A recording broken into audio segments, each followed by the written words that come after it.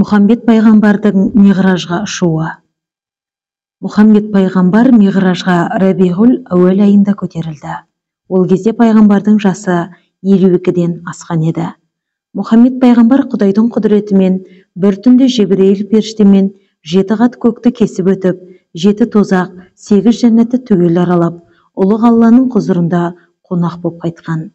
Сол сапарда пайғамбар ғылымға бағынбайтын, уақыт меңгермейтін, ақылға сыймайтын, қиял кешпейтін Раббы әлемін аралап, сан санақсыз періштелерді көрді. Бір түннің ішінде Құдысқа ұшып барып, соңынан Мекке шаһарына қайтып оралды. Бұндай ғажайып сапар Мұхаммед пайғамбарға ғана нәсіп болды. Бұл сапардың артықшылығы Алла елшісінің рухы мен тәні ажырамай бірге ұшқан. Миғраж сапарынан бір күн бұрын Мұхаммед пайғамбар Таиф қаласына барып, Алланың бірлігін уағыздайды. Қаланың надан жұрты оны мазақтап, ит қосып қуады. Пайғамбар сол жердегі жүзім егілген бауға тығылып, жан сақтайды. Шаршап отырып, талықсып кетеді. Кенет көзін ашса, бір кісі дауыстап оятып жатыр. Ол пайғамбарға бір тостақ жүзім алып келіп тұр екен. Пайғамбар одан сен кімсің деп сұрайды. Ол мен Аддаспын деді. Қай жерден боласың? Кенғаннанмын. Жүсіп пайғамбардың елінен екенсің ғой. Сіз Жүсіп пайғамбарды білуші ме едіңіз? Әлбетте білем. Ол да мен сияқты пайғамбар.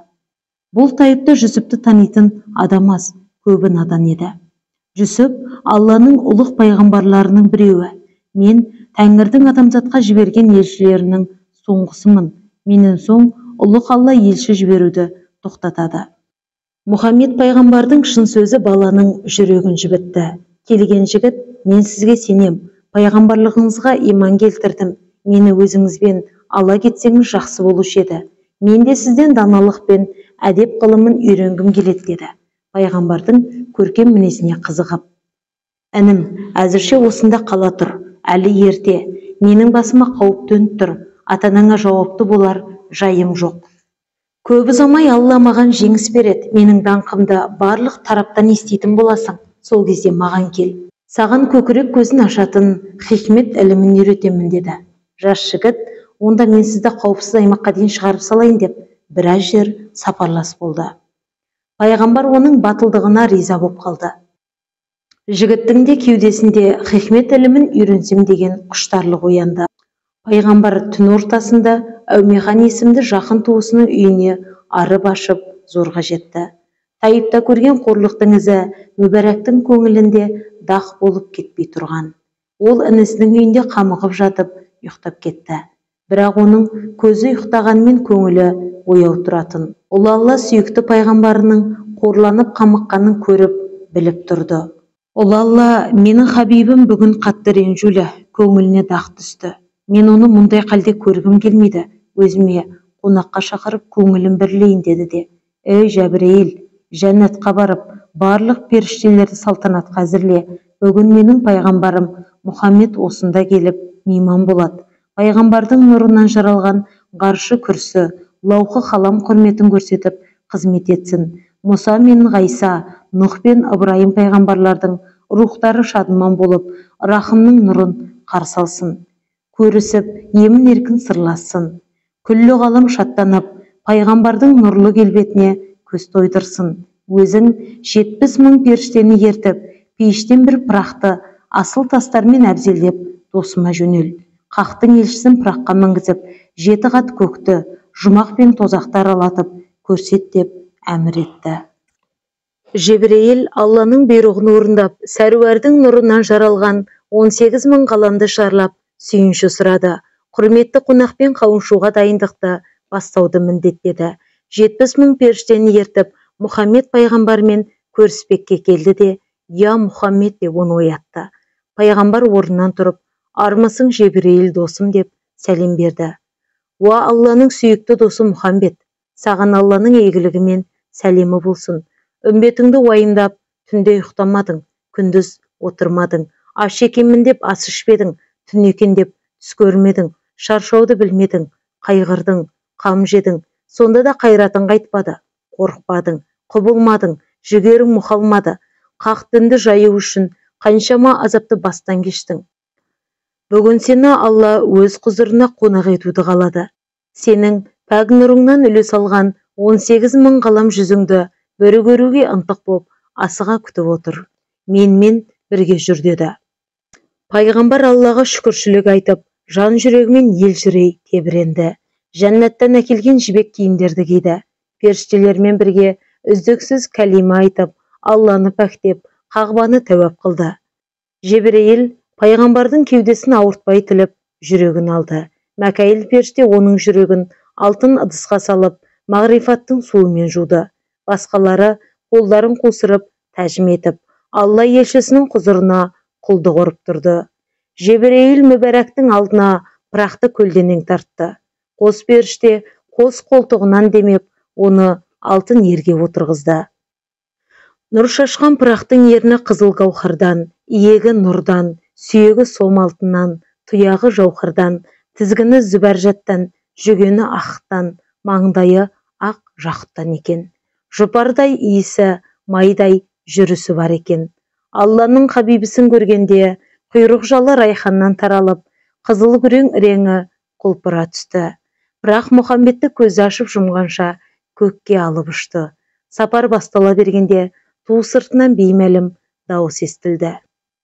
Ей Мұхаммед, кейін қайт, жолдан адастың, онан да мұнда кел, атыңның басын бері бұр деді. Пайғамбар дауыс шыққан жаққа қарамады. Есілдерді Алланың дидарымен қауышы болған пайғамбар оны елемей өте шықты.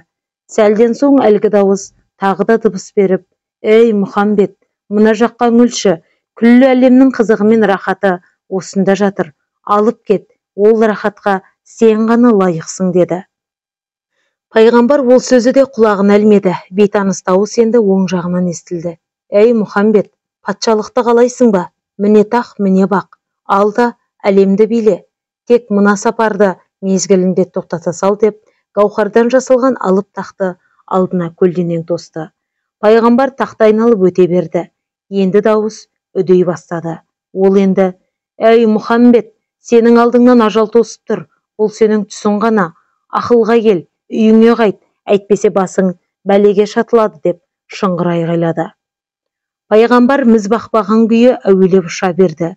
Үміт үзілген әлгі дауыс кенет бір пәсте құдіреттің күшімен жаншылып кеткендей кілт үзілді.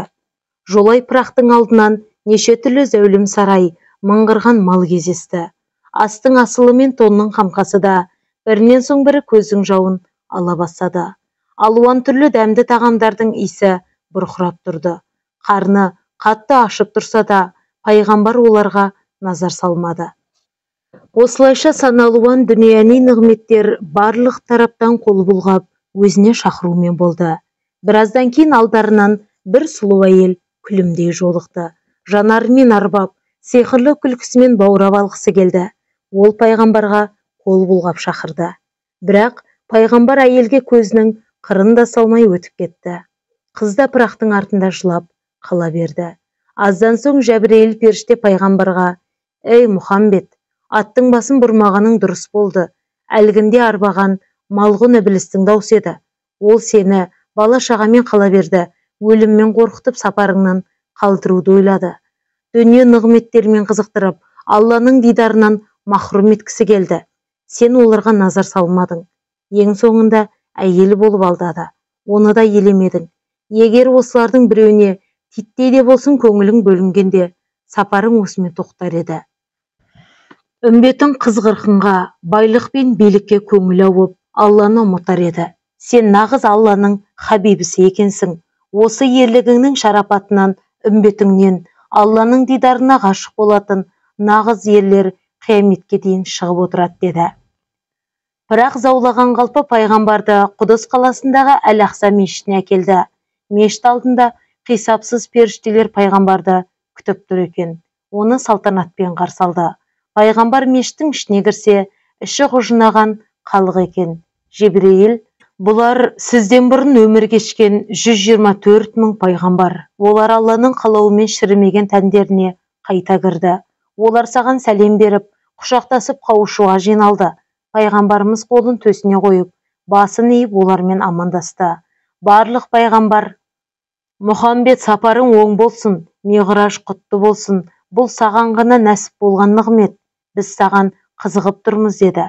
Мұхаммед пайғамбар бәрімен құшақтасып көрісті. Бір-бірінің мейір шуағына қанған соң, екі бас намаз оқуға ыңғайланды.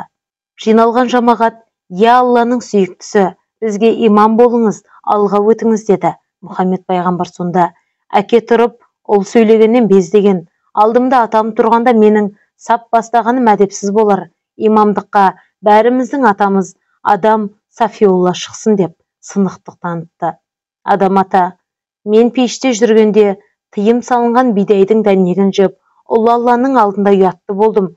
Соның өкініші әліге дейін өзекті өртеп тұрады. Имамдық маған қол емес» деп кері шегінді. Пайғамбарымыз Нұхқа бұрылып: «Адамзаттың екінші атасы сізсіз.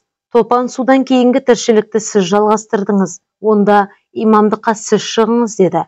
Нұхта кейін шегініп: «Мен сабырым сарқылып, өз жұртыма қарғыс айттым. Соның кесірінен елде алапат апат болды. Сол сабырсыздығыма әлі кезге дейін ұялам.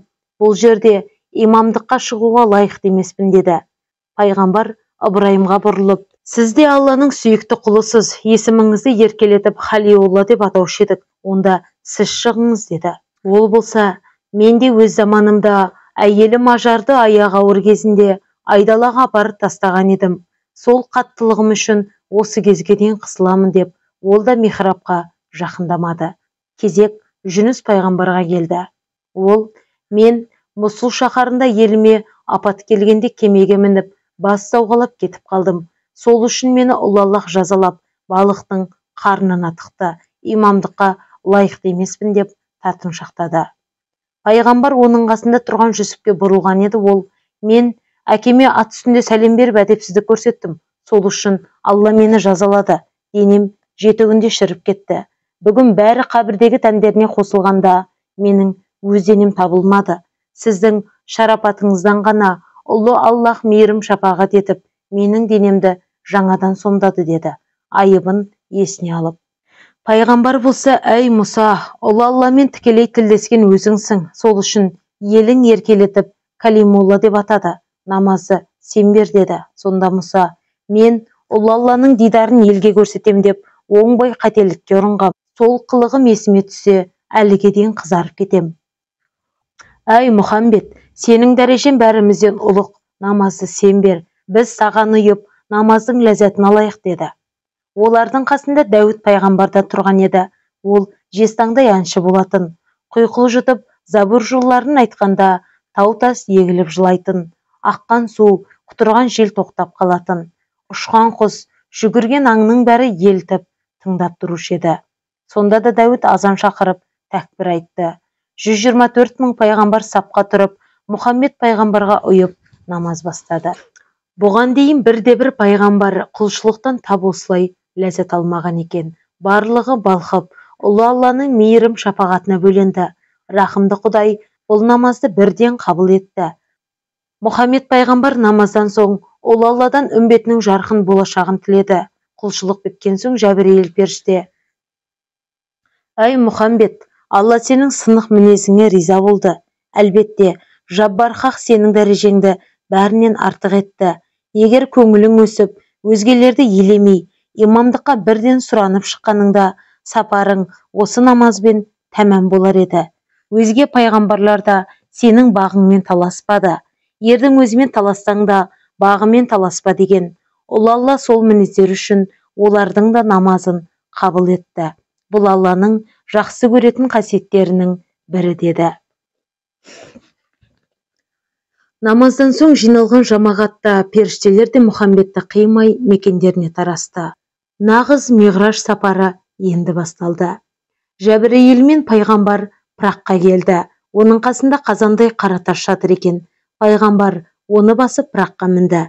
Осы сәтте қара тас пайғамбардың оң табанына жабысып бірге көтерілді. Пайғамбар түсінбей төменге қарады.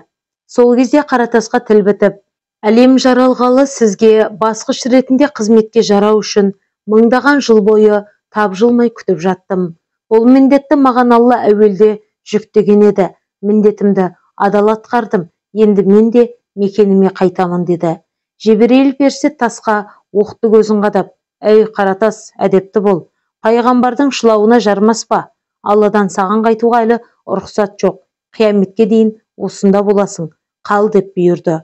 Құдайдың құдіретімен сол сәтте Қаратас бос ауада тұрып қатып қалды.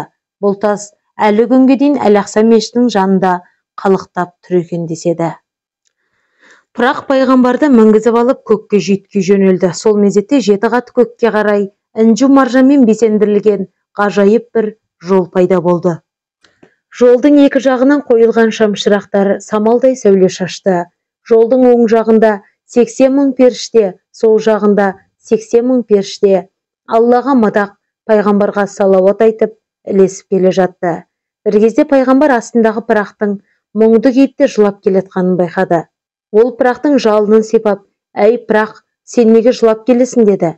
Алланың құдіретімен пыраққа тіл бітіп, Алланың сүйіктісі Мұхаммед, сендей асыл ерді алып ұшу бақытының маған нәсіп болғанына қуаныштан жылаймын. Бірақ бұл рахат сезімде бір сәтте өте шығарау деп, қайғыдан жүрегім сыздап келеді. Махшар таңында да сені үмбетіңнің алдында алып жүрсем деген арманым бар еді. Сол арманым орындалар мекен деп уайымдап келем деді. Пайғамбар сонда, Алла тілегімді берсе, махшарда сені таңдадым, еш алаң болма деді. Бірақ махшар таңында пырағаттар өте көп болады. Барлық пайғамбар мен әулиелердің, салих, тақуа құлдардың бәріне пырағат беріледі. Сол кезде ең бірінші пырақ міну құрметі сізге бұйырады. Пырақ атаулының нашары жоқ, бірінен бірі асып түсетін сұлу да сымбатты болады. Менен сұлу пырақтар болуы әбден мүмкін. Сол кезде сіздің назарыңызға ілінбей қаламын ба деп қорқамын деп мұңын шақты. Пайғамбар сонда, әй пырақ, маған деген ықыласың бір сәтке де кемімесін. Мен сені ықыласыңа қарап танимын, шарты сол болсын деді. Пырақ басын изеді де көңілі мейірленіп сала берді. Ол шабысына шабыс қосып, көзі іліспес жылдамдықпен ұша жөнелді. Олар 7 қат көкпен 7 қат жерді жалғап тұрған ғажайып сатыға келді. Сатының бір жағы алтыннан, бір жағы күмістен екен. Тіреуіш қазықтары меруерттен жасалған. Саты мен періштелер жерден көкке, көктен жерге тынымсыз ағылуда. Өлген адамдардың рухтарын періштелер осы жерге жетектеп әкеп жинап жатыр. Оларды осы сатымен барзақ әлеміне әкетеді екен. Оларды жердегі жай адамдар көре алмайды. Жәбірейіл сонда пайғамбарға, бұл 7 қат көкке көтерілетін есік, жер мен көктің шекарасы осы мекен деді. Пайғамбар таңғажайып сатыны, оның күміс қақпаларын тамашалап тұрды. Бір кезде бір топ періштенің белгісіз рухтарды шынжырмен байлап, қамшымен айдап көкке қарай қинап алып бара жатқанын көрді. Олардың басы салбыраңқы, жүздері солғын екен. Бұлар кімдер деп сұрады пайғамбар. Сонда Жәбірейіл, бұлар әлімсақ уәдесін ұмытқан рухтар, Алланың алдында қарар беті жоқ, бастары салбырап бара жатыр. Іштерін өкінішпен ұяттың оты өртейді. Жерде істеген күнәсіне көкте жауап береді. Періштелер оны таразы мизамға тартуға алып бара жатыр. Олар тағы да қайта туылсақ бола ма, біз енді туылсақ өмірде момын болар едік деп жалынып жатыр деді. Пайғамбар осы сәтте, я Алла, менің үмбетімді де осындай ғапыл, күнәһар құлдардың қатарынан қылма деп жалбарынды. Жәбірейіл бірінші боп аспан әлемінің қақпасын ашты. Пайғамбар бісміллә деп бірінші қат көктің босағасын аттады.